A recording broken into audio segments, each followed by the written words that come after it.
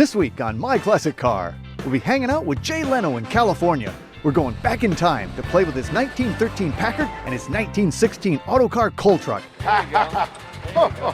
Plus, we'll look at power windows, locks, and AC kits to update your ride.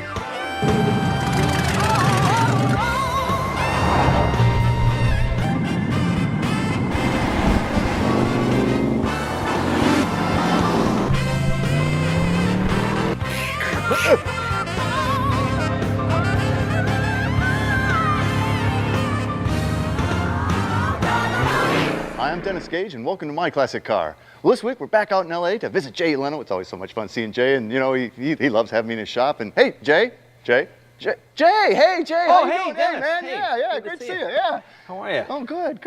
Well, today we're going to talk about a car that's, well, as old as Dennis himself. Whoa, now we're talking old. This is We're talking old. It's a 1916 Autocar truck. An Autocar truck. Now, Autocar is the oldest nameplate in America, 1897. Built where? Originally in Pittsburgh, a guy named Lewis and John Clark, two brothers.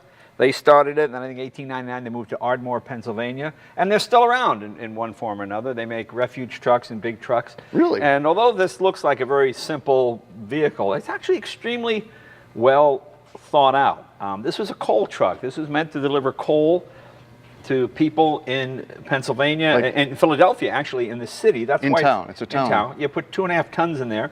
It's narrow. It steers almost, you can almost swing it 90 degrees. I mean, it looks like a simple thing, but it's made of the best materials. And Autocar was an interesting company. They invented the insulated spark plug. Now, this looks like it might be something from 1907 or 1908, but it's actually 1916. It's got acetylene lights. It's 2-cylinder. The engine is right under here. I'll show you. Let me lift this up. Whoa. Now that's interesting. It goes all the way up. All the way like up. that. Put that back like that. That's interesting. Two big motor right there. 18 horsepower, lots of torque. Twin flywheels, as you can see, flywheel on each side, so it's really smooth. And it's horizontal. It's a boxer type engine, like a BMW motorcycle almost. And where does that term come from? The term boxer, everybody thinks a boxer engine means it fits in a box or it's flat. It actually comes from the con rods, the connecting rods. When they turn like this, so boom, boom, boom, boom. Yeah, like a boxer, actually. So that's where the term boxer comes from.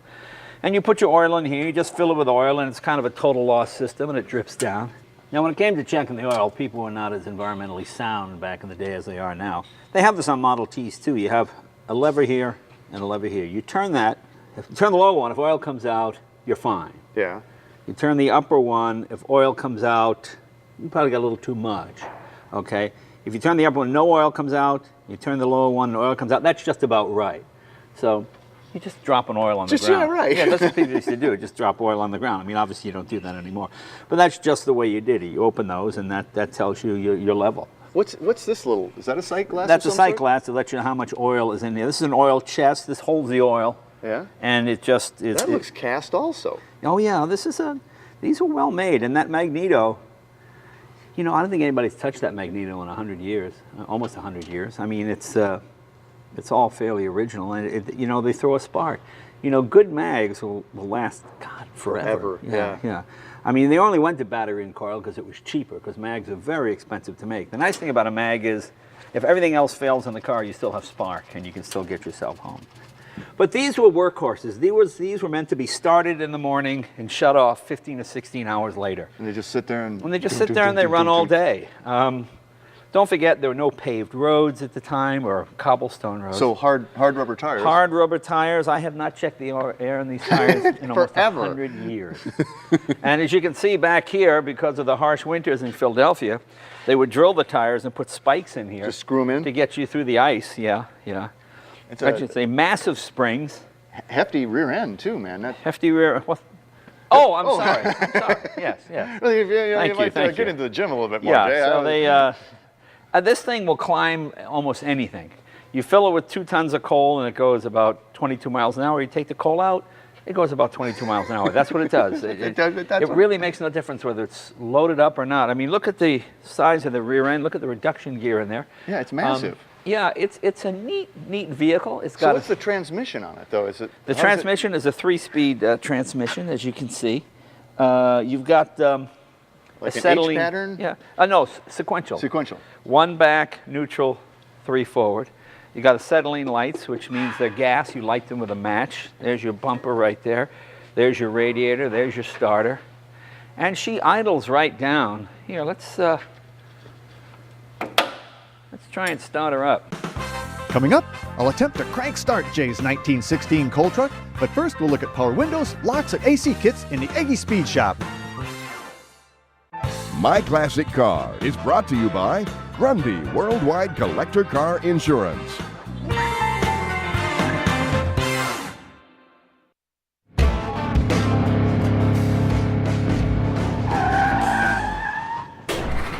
Well, I got my good friend Rick Schmidt from National Parts Depot in the shop with me today. How you doing, Rick? I'm doing great, Dennis. Man, you guys always bring cool stuff down here, and you outdone yourself today. You're looking, Yeah, I'm excited about this. You're looking at upgrading classics to some really modern conveniences. Modern conveniences. You know, we've grown soft. Yes, We've I know I gotten have. spoiled by all of our new cars and all the features and amenities that add comfort and convenience to driving. And what we like more than as much as people fixing up their classic cars is for them to drive them, Get 'em and out use there. them. That's what Absolutely. really fuels the hobby.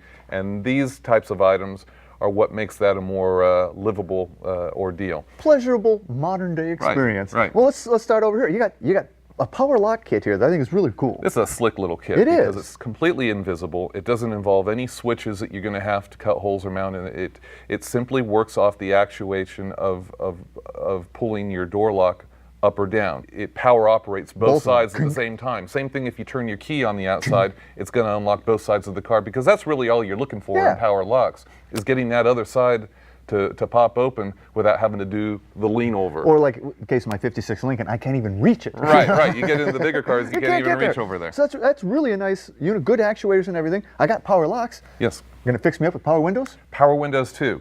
We've got these bolt-in kits, and all this stuff that we've got out here today, I've got throughout our GM line, which is Camaro, Chevelle, and Firebird. And it's a bolt-in kit, very high quality stuff, and you need the higher quality kit. There's cheaper kits out there, but you need to have the high quality. These old cars, they've got the heavy glass in there. You've really got to have your windows properly adjusted, or otherwise there's a lot of binding. And These you can know take how the hard pounding? they can take the pounding, and they come with these great switch kits too that actually have the appearance of an original GM switch cluster.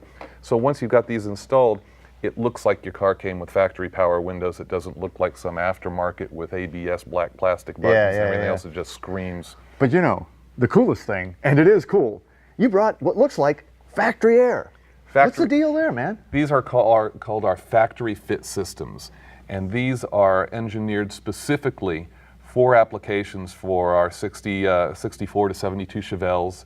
We've got them for 67 all the way through 78 Camaros, and for Firebird we've just got 67.8. But the really trick thing about these is that they integrate with factory heat-only cars. Most of the guys out there don't have a factory AC car. No, for all you guys who have just a heater-only car, this system integrates and plugs in to your original heater ducts, So your you can defroster marries ducts. right into it what you've marries got right there. into it and blows your AC through there. So you've got no.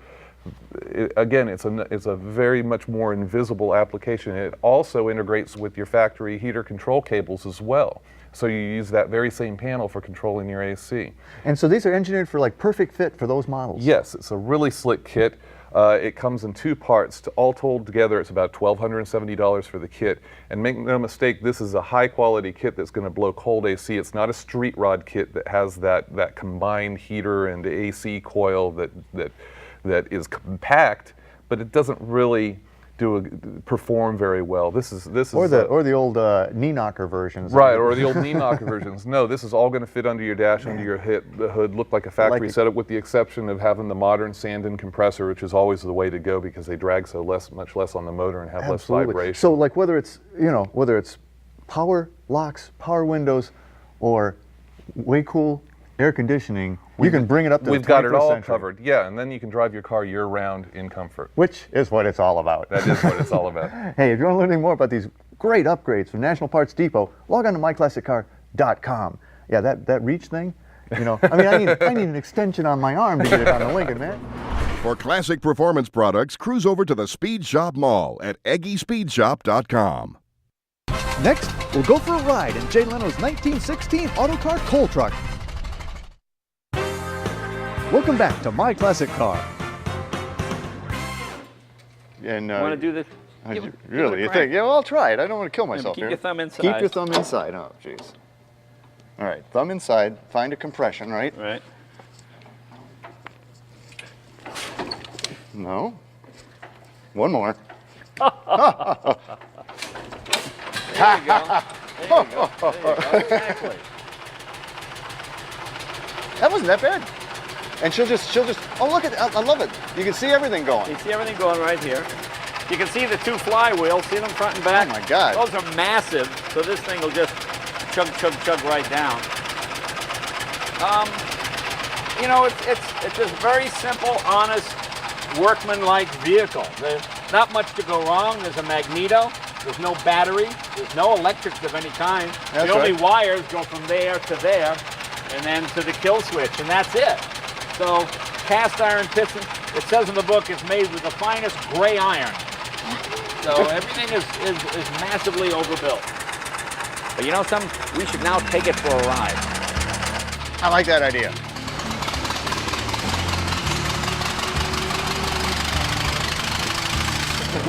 It's a nice way to make deliveries.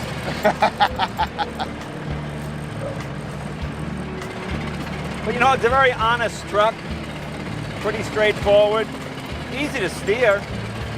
Well, you're right here, too. I mean, Yeah, you're right over the wheels. what year? 16. Wow. But they're about the same from 7, 8 up until almost the 20s. And they're still in business, right? Yep. Yeah. Autocar is the oldest nameplate in America, 1897. And it was made in Ardmore, Pennsylvania. Ardmore, Pennsylvania. Still in business today. It's kind of a nice pace to travel at. Yeah, it's relaxing. Well, how relaxing it is when you got to shovel 2.5 tons of coal. Want to just do a Chinese fire drill here?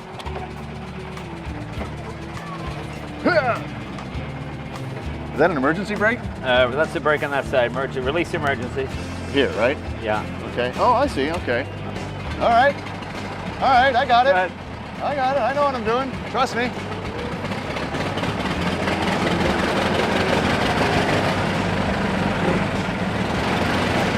Forward. Punch in. Okay. Now you're in second. And third. We're flying now. It's kind of cool. Oh, yeah, fun to drive. You know, there aren't many unique driving experiences anymore. All cars are somewhat the same, so anytime you drive this old stuff, it's got a lot of torque. Well, I would definitely say this is a unique driving experience. Did you take the wife out in this one? Oh, yeah. Need parts for your ride? Then check out this week's Classic Car Marketplace. Need parts for your F-Series truck, Bronco, Classic Mustang, Camaro, Chevelle El Camino Malibu, or Firebird? Then get your free catalog from National Parts Depot, the nation's fastest restoration parts supplier. Call 888-893-FAST now for your free catalog or visit nationalpartsdepot.com. All Deltran battery tenders are designed to bring a battery's charge up to 100% and then automatically drop to a maintenance float mode. That's because battery tenders are programmed with a microprocessor. They're smart chargers, not just trickle chargers. Never have a dead battery again. Be sure to go to batterytender.com. If you're restoring a classic car or truck, Classic Industries has the largest inventory of original and reproduction parts and accessories in the business. Call 888-46-CATALOG to get the catalog of your choice or go online to classicindustries.com and start shopping today. See why Classic Industries is America's first choice in restoration and performance parts and accessories. Still ahead, Jay's going to show us his 1913 Packard. Welcome back to My Classic Car. Well, we saw what the working man would have driven Yes. in 1916, the Autocar truck. This is what the guy who owned the fleet of those trucks would drive. This would be it's a 1913 Packard Model 38. They built a Model 38 and Model 48, which was bigger. This is pretty big as it is. Well, this one was the more modern car. The 48 was the earlier design. The 38 was 415 cubic inches. That was the small motor. Uh-huh. And this was the first car to have pressurized lubrication, all electrics, electric starting, electric lights, really? Wow. which doesn't sound like a big deal now, but when you saw the truck was 1960, that still had acetylene with a crank. I know about that crank. Yeah. There was no crank on the only crank on this one is behind the wheel. Hey, but I want to tell you, there was no crank on these because Who writes your stuff anyway? Who writes exactly. Because this was considered, you never needed the crank. The starter was bulletproof. The first car to have what we call now is a modern dashboard, where you had all your gauges and switches right in front of the driver, everything right here, falling readily to hand, as they say. Readily to hand. And this is the first left-hand drive Packard as well. I got this from the original family that owned the car. They had it for years. This one had an 11. The 11 isn't here right now. What happened was during the war, the wheels were cut down to a smaller size just to get tires. That's why if you look at the back, the wheels look a little small. In the back. Yeah, they do. They do. And I've got to have some new rims made and some new wheels made. You know who do a great job making these wooden wheels? The Amish. Yes. Oh, Yeah. they do a terrific. Fabulous, yeah, they really do a good job, and it's kind of hard to reach them on the phone. Yeah. Because, well, exactly. It's a 6-cylinder. 6-cylinder. This was such a successful model. They did away with their 4. As you can see, they were cast in pairs of 2. Now, is that just because of casting technology? They couldn't cast a big block, or? Well, the reason was, there's all sorts of reasons why, but generally accepted was, when you start with a big chunk of metal and you cut in 6 holes, if you screw up one of the holes, you got to throw out the whole block. This you're doing 2 at a time. So. Yeah, and this was sort of, they started with 2-cylinder engines, then 4, then 6, and then later they went into all of that. This is exactly the way they were painted. This was red, steering box was red, all these different colors. We didn't do it to look Christmassy. Or, It is very festive, though. Well, yeah, that's just the way they did it. You know, you have to remember, most people were still into horse and wagons, so when you opened the hood of a car, there was a lot of ooh, ah factor. You don't really have that anymore. You open modern cars and You can't even see it. yeah, it's a big piece of plastic and a couple of things for fluids. But the idea was they were very proud of the technology. Well, See, you put your oil in right here. See, everything is very, I mean, look how And stylized all that built-in is. funnel, basically. These are your priming cups. In the old days, when it was cold outside, you would put a little gas in each one of these, open that, Drop it down. and that would pour gasoline directly into the cylinder so it would start a little bit You wanted to close easier. it back up, or you said stuff flying back out at you? Exactly. Yeah. Here, we'll show you the other side as well. Let's open up the other side of the motor. There's a lot going on here, too. Let's see the way you check your spark.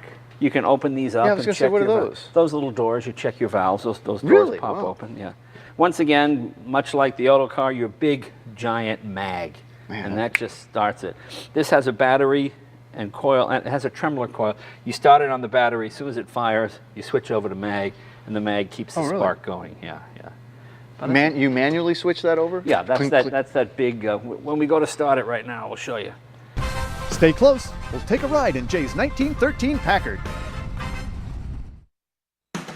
Brought to you by Grundy Worldwide Collector Car Insurance and by U-Coat It, the official floor coating of the Egge Speed Shop. Welcome back to My Classic Car. You have your hand pump here. This pumps a little bit of, let's get your fuel pressure up. There's your fuel pressure gauge right there. Okay, let's see if she starts. She's out of gear, I trust? Wow. That's right. Now I'm switching over to mag. Now you advance and retard your ignition right here. Got your horn right there. This has a sequential gearbox, has a transaxle, like a modern Corvette. Your gearbox is in the back for better weight distribution. There's nothing new under this. All your gauges are right here. All your dash lights, everything is here. Your horn is here. Everything is right in front of the driver. That was sort of the, real quality clock right there. Your Warner Speedo. Don't forget, most cars you're still starting the lights with a match. You'd open the door and light the acetylene. This, you just flick a switch and you go. This is what really put the big steam cars out of business. You get in, you turn the key, and you are ready to go. All the convenience. Let's take it for a ride. Yeah, I like that idea.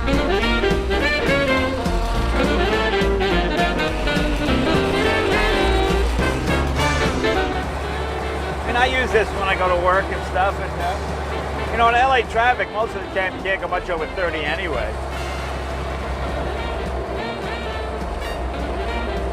She'll do about 55.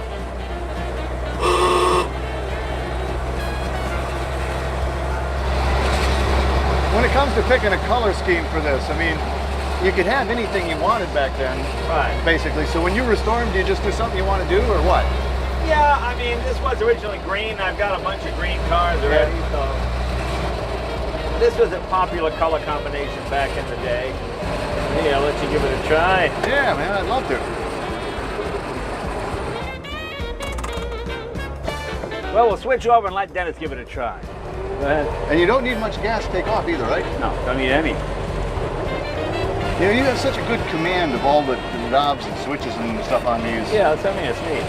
Where'd you learn all this stuff? I mean, when You gotta pick it up. Either that or you're stuck by the side of the road. You pick it up pretty quickly. But it's actually comfortable. You know what's nice is where your arm rests on the. It's just it's perfectly matched. Oh yeah.